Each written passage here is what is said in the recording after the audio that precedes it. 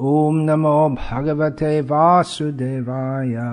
Om Namo Bhagavate Vasudevaya. Om Namo Bhagavate Vasudevaya. Om Namo Bhagavate Vasudevaya.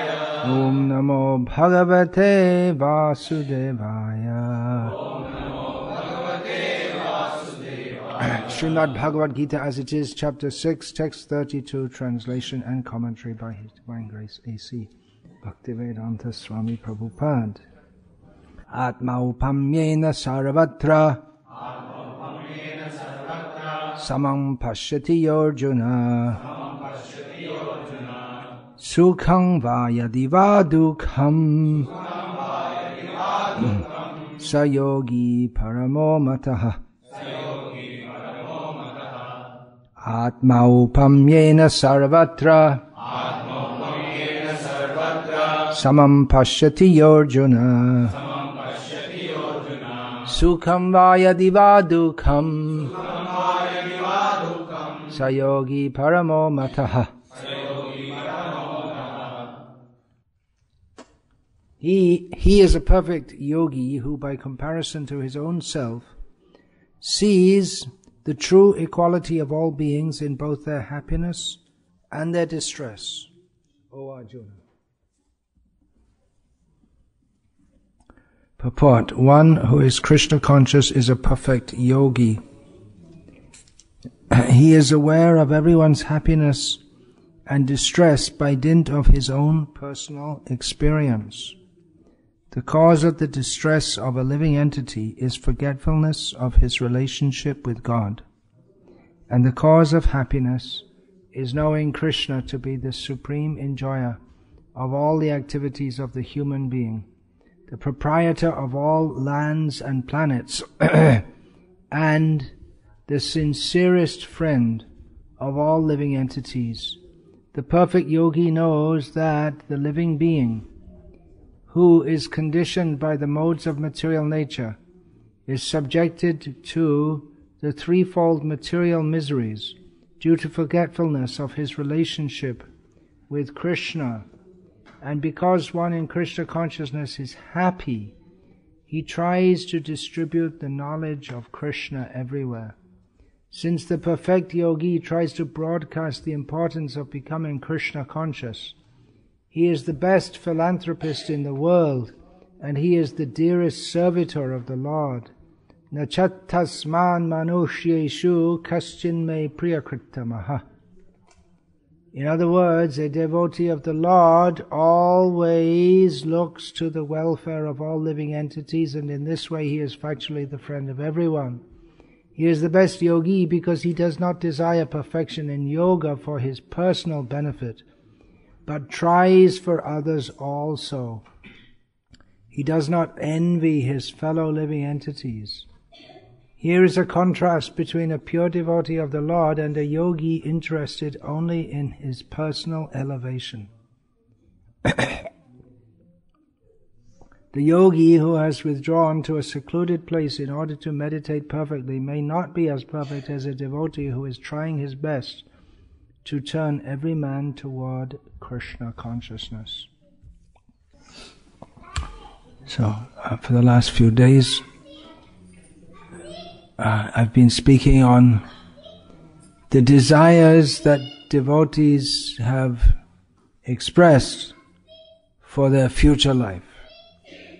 Devotees' prayers as recorded in Srimad Bhagavatam, Mukundamala Stotra, Chaitanya Bhagavat, as recorded in the prayers of Bhaktivinoda Thakur, Srila Prabhupada's own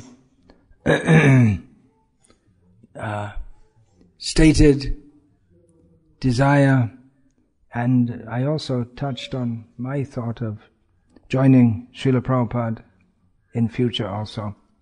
Now another perspective is, apart from thinking about, well, what will happen to me in future, is to think what will happen to everyone else in future. This is or at the present time also. This is the purport of the verse which we just read, that we see in this world, or we personally experience, that because I'm a living being, I have consciousness, and I suffer and enjoy in this world, well, so does everyone else. And I'm not more important than anyone else. I should be concerned about the happiness and distress of others as much as myself. Of course, in this material world, the happiness is extremely limited. It is ephemeral. It means it doesn't last very long.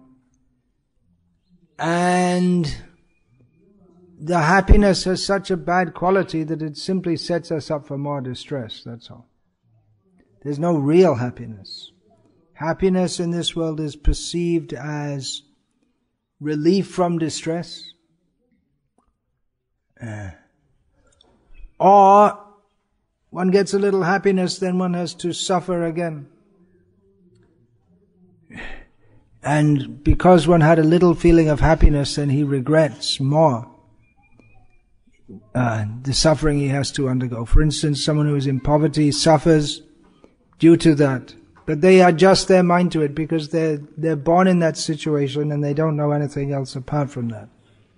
But someone who's born in riches, if he loses everything and becomes poor, he suffers more.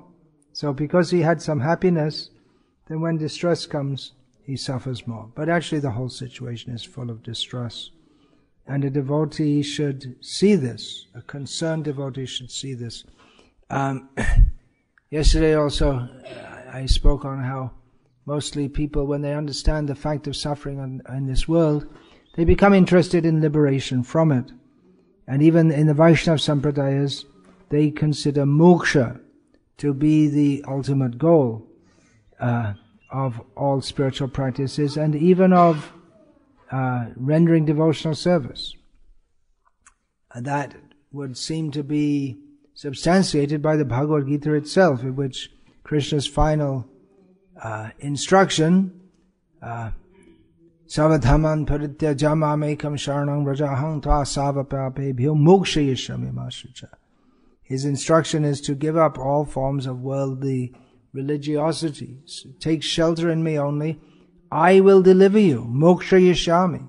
I will give you moksha. I will deliver you from all sinful reactions. Do not fear. So moksha would seem to be the goal, but for the Gauriyas, for the Gauriya Vaishnavas, they see prem, Krishna prem, as the ultimate goal. Krishna Vishayak prema pancham purushartha jaha age chuna tula chari purushartha. Chaitanya Mahaprabhu said that prem, Krishna prem, pure love in relationship to Krishna, that is the fifth goal of human life. Generally we hear about the four goals, the Chatur Varga, which are Dharma, Artha, Kama and Moksha, sometimes put in different order. Dharma, which can loosely be translated as religiosity. Artha, economic development. Kama, sense indulgence. And moksha, liberation. So Chaitanya Mahaprabhu's teaching is that prem is the highest goal. Sometimes, especially in Bengal, I used to go to many public meetings in which mostly religious meetings, in which there would be various speakers, and people would get up, and usually politician, this kind of person type, and they would say that, well, Chaitanya Mahaprabhu's teaching is prema dharma, the religion of love. So it's a very good plank for a politician, especially in Bangladesh. We're speaking to a group of Hindus. The speaker himself might be a Muslim politician, but They know that this will be appreciated by the Hindus, and with tension between Muslims and the Hindus being on the receiving end of it, of any action of that, mostly means 99.9% of the time. So the idea, prem dharma, but not specifying that Krishna Vishayak prem. Prem is centered on Krishna. If we say prem dharma without qualifying that, then we tend to think of love in terms, general love of mankind, and that's another word that we used to hear again and again. Manavta, humanity, humanitarianism, I guess. Humanitarianism is probably the best translation of that. But Chaitanya Mahaprabhu's teaching is love of Krishna, which expands to love of all living beings. So Krishna Prem is clearly established as the goal of Gauriya Vaishnava sadhana by all the acharyas following Chaitanya Mahaprabhu. And of course Srila Prabhupada upheld that, but he stressed also that we should not simply be concerned with our own deliverance, but we should be concerned with the deliverance of others also. And in this regard, he would quote Prahlad Maharaj, Prayena Deva Munaya Svavimukti Kama Monam Charanti Vijanena Parata Nishta Shocheta to Vimukacheta Sa Indriyartha Maya Sukhaya Paramudvahato Vimurhan. Prahlad Maharaj said that there are many saintly persons, but they're mostly all off in the forests and hills, performing the vow of silence, being interested in and desirous of their own liberation from the world. But as far as I am concerned, I'm very concerned about those who are inimical to you and have accepted happiness to be happiness in this material world, and therefore are being crushed by the weight of Maya. They're all just big fools. So that was Prahlad Maharaj's concern, to preach, to try to spread Krishna consciousness. Also, Prahlad Maharaj also, Naivod Vijay Paradarataya Vaitaranya Astvadvira Gayana Mahamrita Magna Chittam. No, that comes Shochaitata. What's the Prayena Deva Munayasri Mukti Kamonam Charanti Vijanesh Aparata Nisha? What's the next part of that? Naitan Vihaya Kripana Vimamoksha Eko Nanyang Twadasya Brahmato Nanyang Twadasya Sharanang Brahmato Nupashe. So he said, as far as I'm concerned, I'm not interested only in my own liberation, but I'm interested to try to help others also. Then the other, I got mixed up there. So now, he says, as far as I'm concerned, I'm very happy with my own, with remembering you. Please switch off this. What's this? Cell phones? What is that? What's that? Yeah.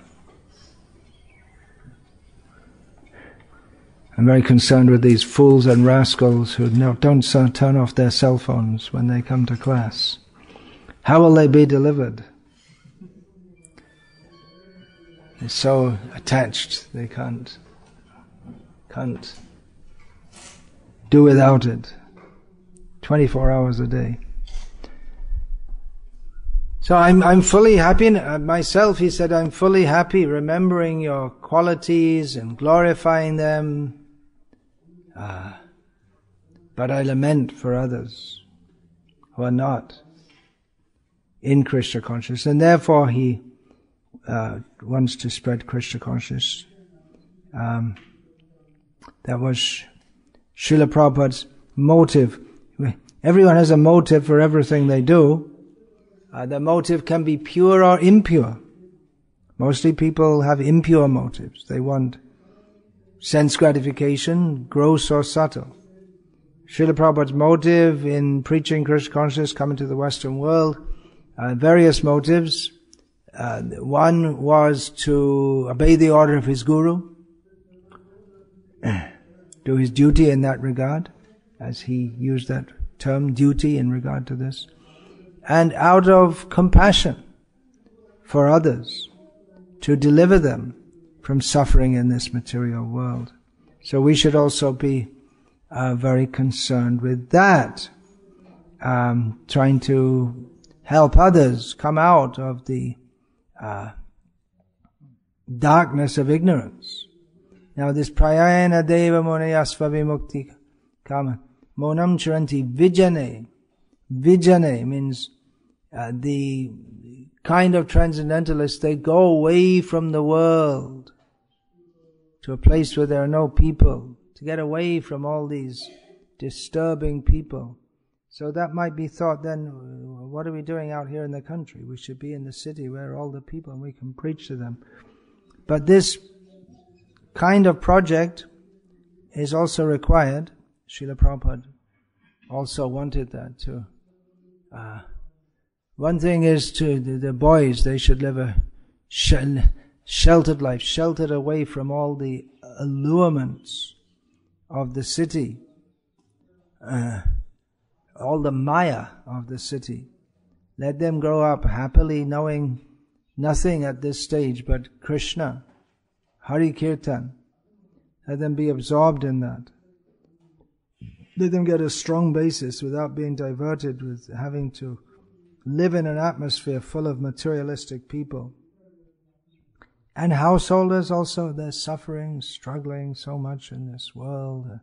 Just to live, it's so difficult for most people. Let them come, live peacefully, happily, chant Hare Krishna, and show others how it's possible to live in this world. We don't have to live in the hellish cities. You can live by the grace of Krishna without excessive needs. Just live very simply and be happy chanting Hare Krishna. So this is one kind of preaching also. Protecting the cows. It's a very great project because it goes against everything that modern society stands for.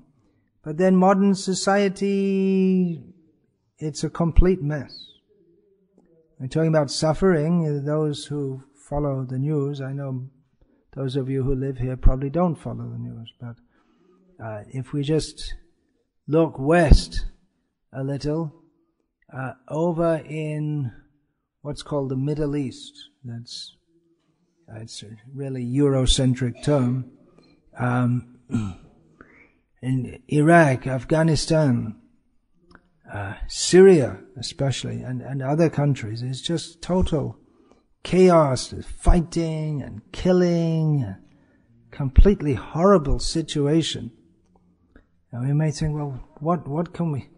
Naturally, we should feel disturbed that there's such a horrible situation where people, they can't... People just want to go around they just want to live their lives normally, but they can't. Oh, and then the list goes on. If then we can talk about in Palestine and Libya and Egypt and Nigeria, simply very disturbed situations in all these places. It can be here tomorrow also. Actually, for hundreds of years, India was very disturbed with all invasions this way and the other way. It's a very unstable situation. So that can happen again here also. We may wonder, well, what can we do to help? What can we do? Should we parachute ourselves into Syria and then you just get your head cut off, that's all, by someone? What can we do? Well, there are Arabic books being distributed in America, and so that's one way they can get the books. There are many Arabs in America. They're mostly Christians. Not all Arabs are Muslims by any means. But also, these activities of attempting to establish Varnasrama Dharma, simple living and high thinking. Prabhupada said 50% of my work to be done. Book distribution. These activities, they're meant for Tatvag Visargo Janataga Viplavaha. They're meant for making a revolution in the misguided lives of a sinful population. So although it might just seem, well, just cut off somewhere in the middle of nowhere and just singing Hare Krishna, but it's supposed to show a better way of life to people who have no idea that it's possible to live very peacefully, healthily and happily, chanting Hare Krishna and taking shelter of Krishna. People think that you have to have a job, you have to have money, and in this way they become slaves of the culture which binds them, ties up their whole life in working and anxiety. So these programs are required also. It's not that they're not meant for preaching. We should remember that also. It's not an escape program. It's not that we're making a country club where we can all live very peacefully and just chant Hare Krishna. Well, in one sense, yes, we are doing that, but it's also meant for showing an example of ideal society to the whole human civilization, which is just getting worse and worse and worse and worse and worse, and it seems there's no end. There's no end to this degradation and suffering, and we should be concerned. Of course, not only the humans, there are also the animals, the birds. There's so many of them being killed every day all over the world. We may be shocked at the horrors going on in the Middle East, but actually it's only very little karmic reaction compared to what we should expect from the ongoing slaughter of animals, daily slaughter of animals. We can only expect the world situation to become more confused, more violent, as a result of the the fructifying reactions to gross sinful activities performed on a massive scale. It requires great education that people can understand these points. At the present time in India, those who are up with the news also, there's a lot of controversy arising over beef bans. The people should not be allowed to eat beef. And there's a lot of certain state governments are trying to oppose this, or they're making laws, and then there's opposition to this. But then it requires education also to try to convince people that to kill animals, that's the title of one of Dr. Sahadev Das's books, to kill cows means to end human civilization. That's actually a quote from Srila Prabhupada, and it's a powerful quote, and he used it as the title of one of his books. So that's actually a fact. We can't have peace in human society as long as there is animal slaughter going on. What to speak of mass animal slaughter? Even to kill one cow is a great sin. What to speak of killing thousands every day in this country alone? So this education is required, and it may not be easy because people are trained in the so-called scientific way, and they don't see, because they're trained to think in a certain way, they don't see any correlation between animal killing and the suffering of human beings. They don't find any scientific link, which is another reason why we have to train children and adults also to understand, yes, there is very definitely a link. It is sinful to have slaughterhouses for the mass slaughter of animals. It is sinful, and a reaction will come. People cannot be happy as long as animals are being wantonly slaughtered like this. So this education is required. We require an atmosphere for that also. And it's difficult in as much as our devotees are coming from a background of this mundane education, and it's entered very deeply into our psyche. Srila Prabhupada spoke very strongly because he could see, he had the eyes by which to see, he could see through the eye of Shastra. Therefore he could understand this whole civilization is simply causing so much suffering, and therefore he aggressively pronounced the truth that human life is meant for God realization. It doesn't matter whether you have motor cars, highways, internet, all these different things. At the end of life we have to remember Krishna. And for that, we need to cultivate Krishna consciousness without being diverted to so many other things. But people's whole way of thinking is very deeply influenced by this, and the whole society, the education system trains us to be slaves, thinking that I have to get a job, otherwise I can't exist.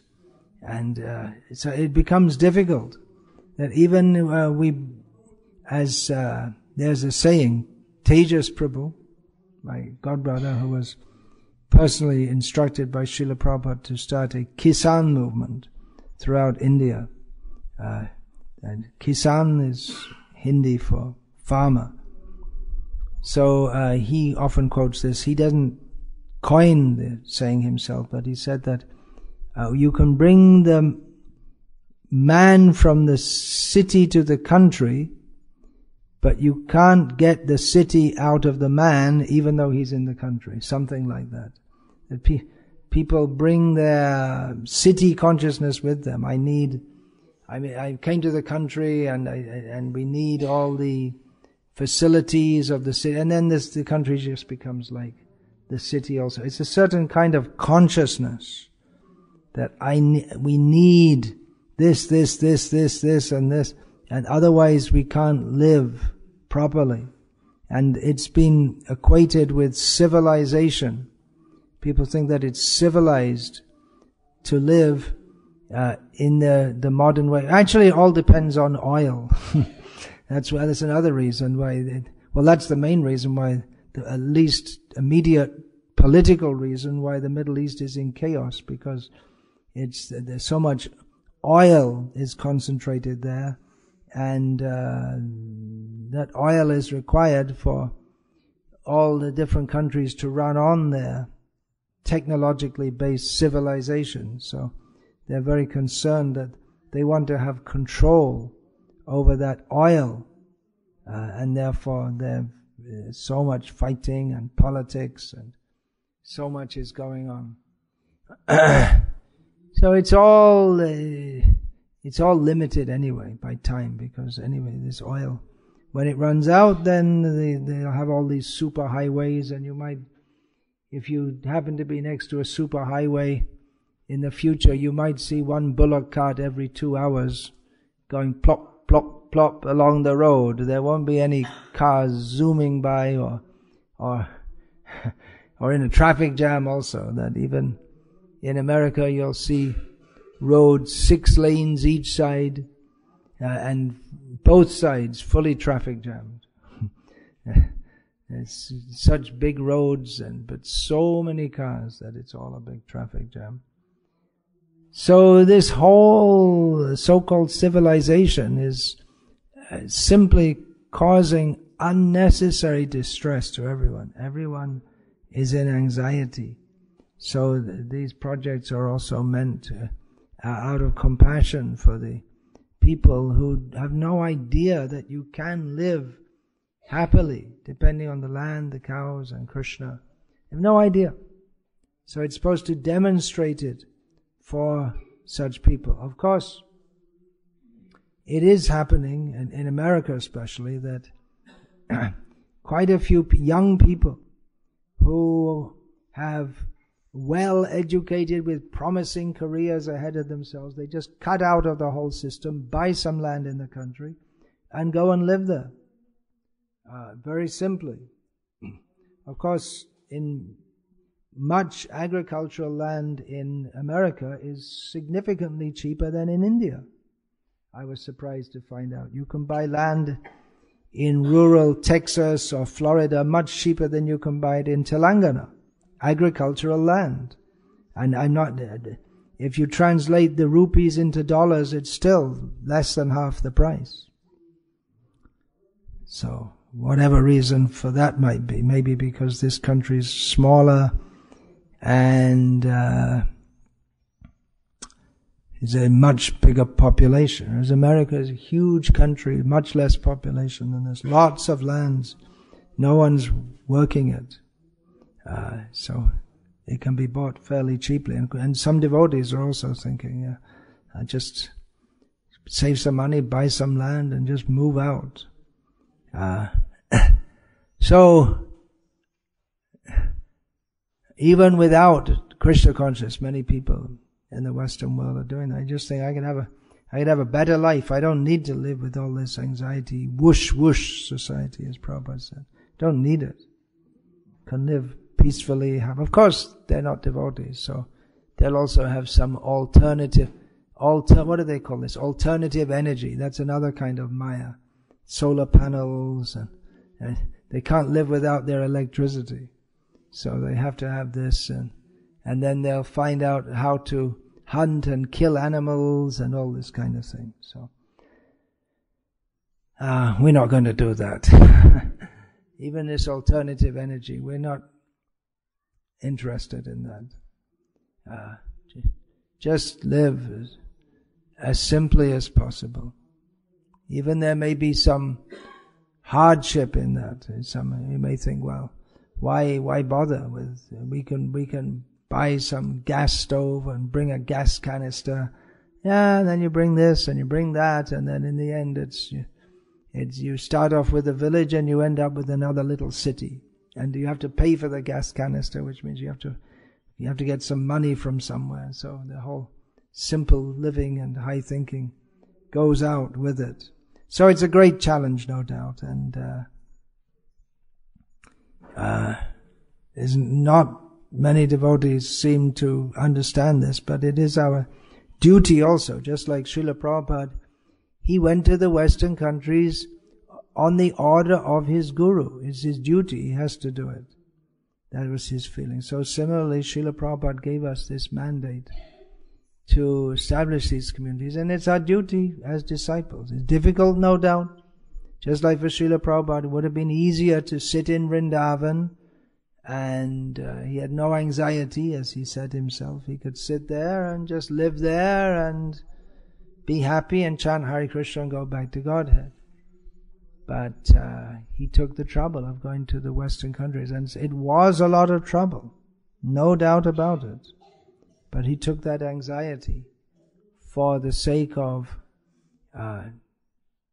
establishing Krishna consciousness in the Western world for the benefit of others on the order of his guru. So we have his order to establish these communities for the betterment of human society. It's a great challenge, no doubt, and it may seem almost impossible to do it, and just as Srila Prabhupada was, before he went to the West, So many people say, why are you bothering? It's a stupid idea. What's the point? Just they thought it was foolish. And from the external point of view, it may have seemed very foolish. What's he going to do? He has no money, no influence, no friends. What's he going to do going to America, telling them to change their whole way of life? But he did it because he had great faith in the holy name and in the order of his Guru. So we have a very great challenge ahead of us with these Gurukuls, Varnasrama. There have been some setbacks, no doubt, and no doubt there will be more. As Srila Prabhupada, when he went to the Western countries, not that immediately everything started happening, but he went through many setbacks and difficulties, and he's a great pure devotee, Paramahamsa, and we are who we are, so we can expect that we may have to struggle a lot, no doubt. And it may be easier just to think, well, why bother? We can chant Hare Krishna anywhere, so why bother with all of this? But it is our duty on the order of Srila Prabhupada to do so. Anyway, Hare Krishna. I spoke this kind of thing many times, here and in other places.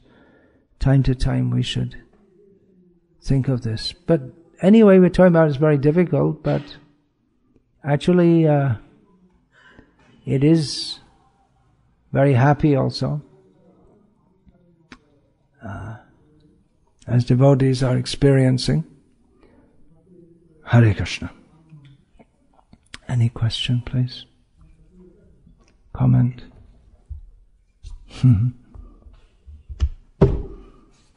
No. Oh, all right. So we're going to have the yeah. Sometimes devotees take Prabhupada's allowances that Prabhupada allowed electricity. Some quotes are there like that. Yeah. Yeah, we often hear time, place and circumstance used to promote one's own understanding. The first thing is Guru Mukha Padma Vakya Chete Te Korea Aika Ana Korea Mane Asha. Once one has understood the mission of the Guru and made it his life and soul, then there may be some consideration of time, place and circumstance. But if one is thinking of how to make some compromise with the material energy and cites time, place and circumstance, and that's simply cheating. You can always find some kind of, if one is looking for it, one can find some kind of excuse for doing anything.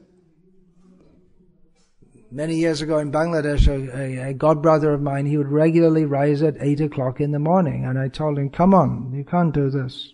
Prabhupada told us to rise by 4 o'clock at the latest. And he said, well, Prabhupada also said his father used to rise late. So he found some reason, some excuse to disobey the order of his Guru in this regard. So there's always some argument you can make to do anything practically. Really anything.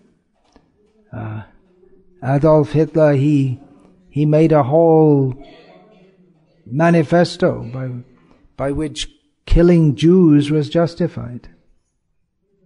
En masse killing of Jews. So it wasn't that he just said, okay, let's kill the Jews, but he had a whole manifesto with reasoning and this and that. Of course, it's completely perverse, but, well, it did appeal to many people. Otherwise, he couldn't have done what he did. So, I'm just making the point here by giving an extreme example that it's possible to justify anything, but we have to see what is Srila Prabhupada's actual intention. And it's quite clear, actually, if we want to see it. If we don't, then we won't. Which is why I'm making this book, The Mood and Mission of Srila Prabhupada, to try to make it clear what is Srila Prabhupada's intention. But that may not be very popular. Just like I made this book, Women Masters and Mothers, and it's very clear there what the direction of our movement should be in terms of gender roles, but it's not popular. And I just got news yesterday that there are lady devotees coming up and shouting, and they've got the Tamil president to stop that book being sold. I doubt if any of them have read the book. But it's not popular. Many of the things Prabhupada wanted to introduce, it's not popular. And even his own supposed to be disciples don't want to accept it. But still we have to push on with what Srila Prabhupada wanted, despite so much opposition.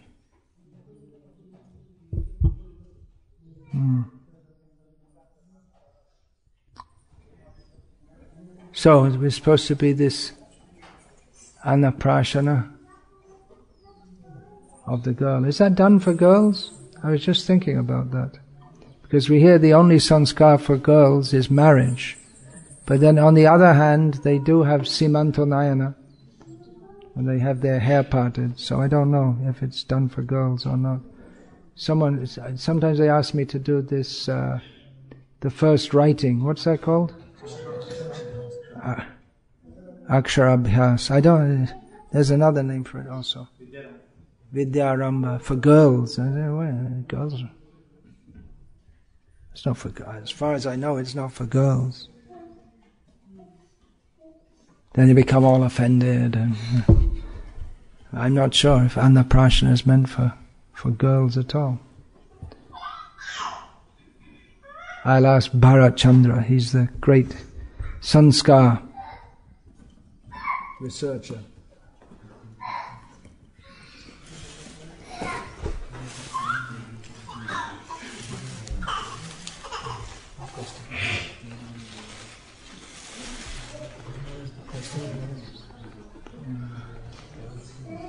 Huh? Something. Yeah, okay.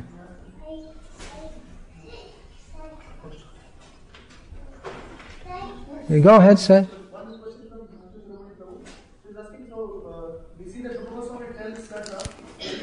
That what? What says? Rupa Goswami says. Everything should be seen in relation to Krishna.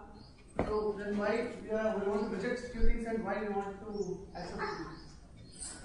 Everything should be seen in relation to Krishna. So then why we want to reject cities and why do we want to? Reject the cities. Why do we want to accept some things and reject others? Well, that's Rupa Goswami says, Anasaktasya vishayan yataham upayanjataha nirbandha krishna sambandhe yuktam vairagyam uchyate. Without being attached to objects of this world, one should see their usefulness and engage them in the service of Krishna. That is called applied detachment. And there's also another statement which is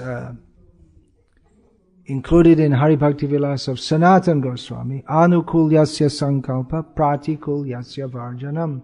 To accept everything favorable for Krishna consciousness and to reject everything unfavorable. So there is also consideration of what is favorable and what is unfavorable. Regarding these communities, Srila Prabhupada said, we want to create a favorable situation for practicing Krishna consciousness. So, although things can be used in the service of Krishna, but there's a question of degree also. We're not going to maintain slaughterhouses, for instance. We'll have a Krishna conscious slaughterhouse. No. Now that's there in Islam and Judaism, although some Jewish scholars say that actually it's supposed to be in the temple in Jerusalem that the animals are killed only, so you can't kill them anywhere else and have kosher meat. And it's supposed to be, kosher meat is supposed to be without any blood So that's why they drain the animal of blood, but some must remain. So it's not possible actually to have fully kosher meat. Kosher means food which is allowed for Jews to eat, because it's killed, the animals are killed according to the allowed system.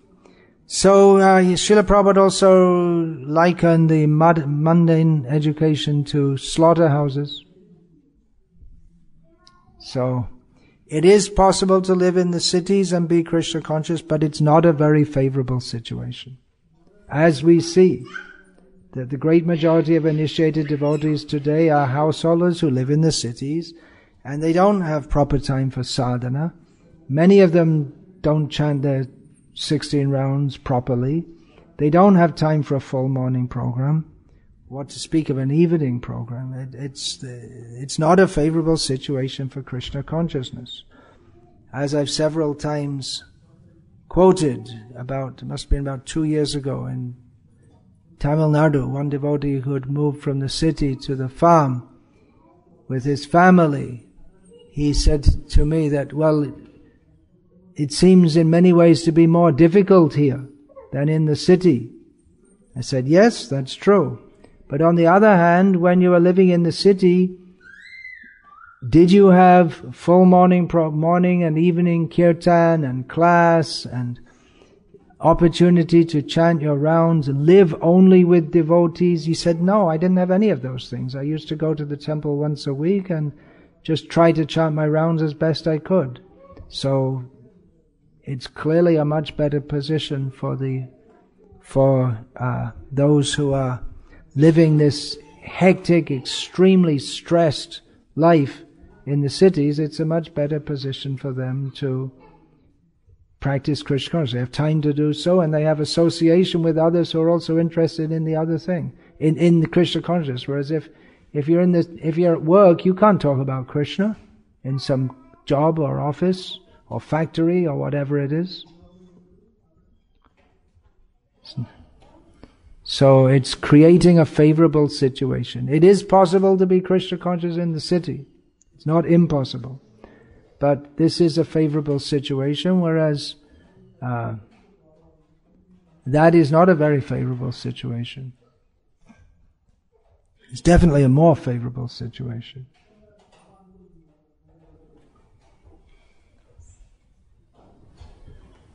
Bhakti Ragava Maharaj once told. Who did he tell? Bhakti Ragava Maharaj. Yeah, he told who? He said.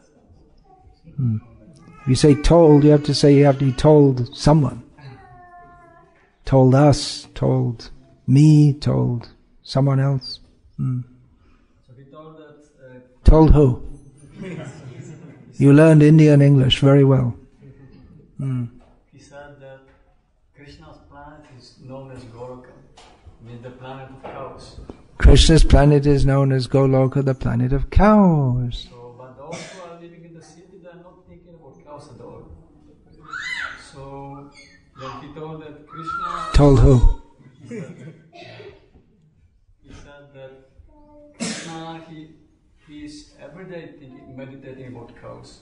Yeah, Krishna lives with cows. So if we are not thinking about cows, how can we think about us? Oh, I see. That's a good point. Krishna is always thinking about cows, so if we're not thinking about cows, how will we think that Krishna will think about us? Yeah, it's a central point of Krishna conscious culture. Central point. But actually to establish cow protection is not just a matter of making laws and making goshalas, but we have to change the consciousness of the people, because cows at the present time are an economic unit. So they become economically non-viable after a short time. So in terms of economics, it makes sense to kill cows, if you think just in terms of money. So to establish cow protection on a solid basis, the whole consciousness and direction of society has to change. It's not just by laws it's going to be done. Establishing, what's they called? Panjrapal, there's hospital, old age homes for cows. It's nice, but it doesn't. It in one sense it perpetuates the problem by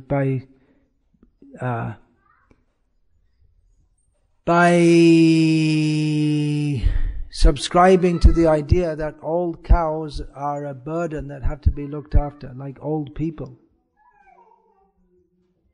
Just a burden. As far as beef, they want to ban beef. I say that, actually this is Prabhupada's problem, we'll give you free beef, but don't kill the cows. Wait for them to die and then we'll distribute the meat. But they don't want that.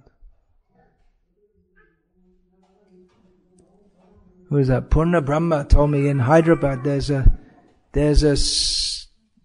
group of Muslims who are propagating don't eat beef because in their community they're having so many horrible diseases.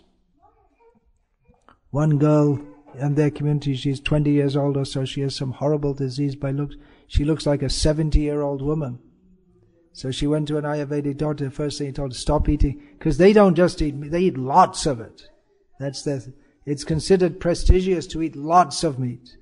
If you only eat a little meat, actually it may not be very bad for health. May not be. We see in the Western countries so many, George Bush Senior, he's 90 years plus old. It may not be very bad, but these people, they eat lots of it. And then it becomes extremely bad for health. Of course, it's very bad bad karma to eat meat, even a little bit. But, so one organization is they're trying to tell people to stop eating beef because it's very bad for health, actually.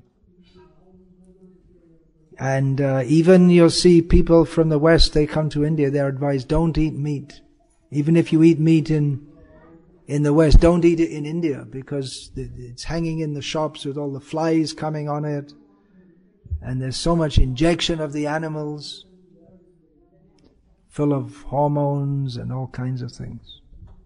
So that's a good platform. I often think, how can we reach out to the Muslims? And one platform is, if for the sake of health, if they stop eating meat, that's a good start. So that could be propagated. Vegetarianism is good for health. And it used to be that many people, vegetarianism first started to become popular in the West, I guess in the 1970s. And it was mostly for health reasons. But then having become vegetarian, people, they started to understand how horrible it is to kill animals. It's wrong. And nowadays the propagation of vegetarians mostly on ethical grounds. So it may be that even if for health reasons people become vegetarian, then later they get the idea, Atmaupam yena sarvatra samam pashyati yojana sukham vayadi vadukam sayogi paramo mataha. They may get the idea, well, I suffer, the animals also suffer.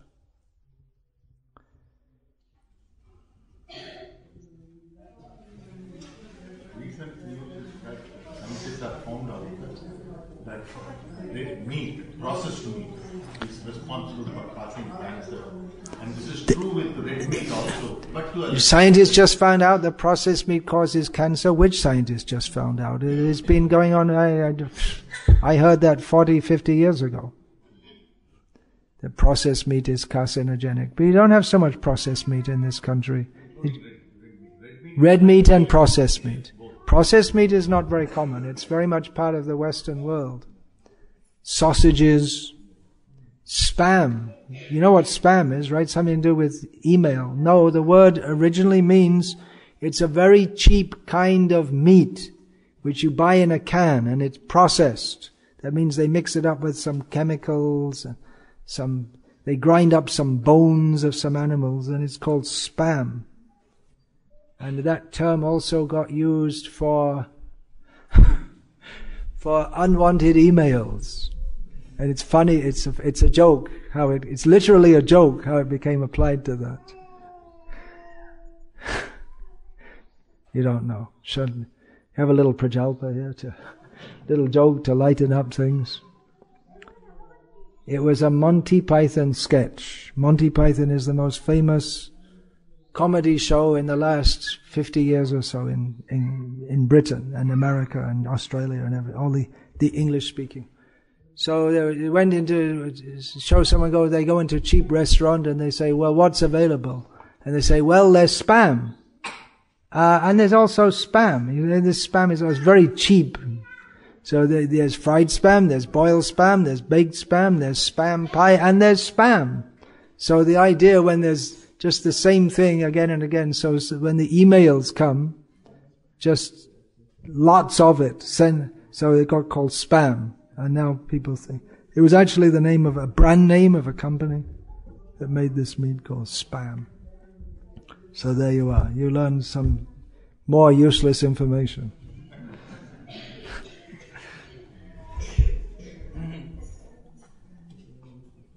Yeah, processed meat.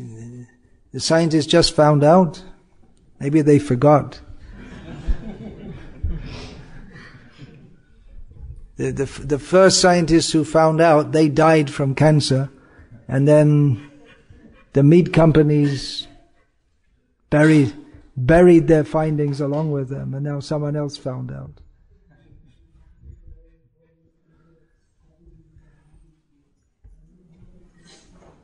Hare Krishna. All right, so for what happened with the Annaprashana? What's my suggestion? Didn't you already work that out? I'm supposed to do it now? Yeah, I told him, but now you said whether it is. We can. You can call it whatever you like. Put a spoon in a baby's mouth. It's no big thing. And have a little kirtan also. It's supposed to be a sanskar, actually. It's supposed to be a whole ceremony and mantras and puja and all this kind of thing. It's more than just sticking a spoon in a mouth. Question and answer session we can have on Monday. To those who want to ask questions. Better you write down questions. Monday morning instead of a regular class. Kirtan should go on. That will make up for all the missing vidhis. We put it there so I don't get...